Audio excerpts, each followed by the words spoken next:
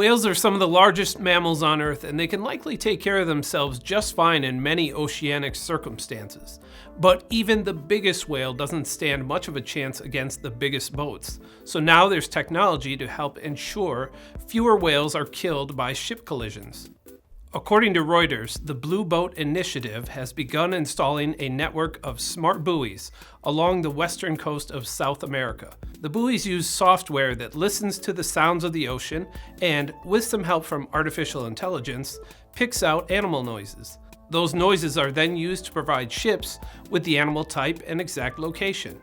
Blue Boat said its connected buoys rely on a system of hydrophones, sensors, and transmitters to alert ships to whale activity, which is heavy to the south of Chile.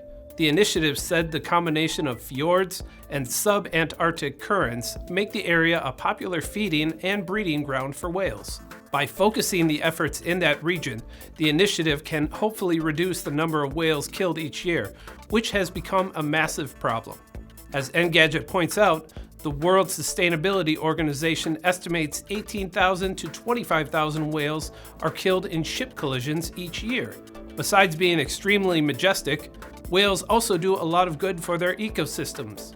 The initiative said that whales give off large amounts of nutrients that feed microscopic life, which in turn produce a large percentage of our planet's oxygen and serve as food for bigger fish. And as plans accelerate for large-scale CO2 removal operations, it's worth noting that whales already take a lot of it out of the atmosphere.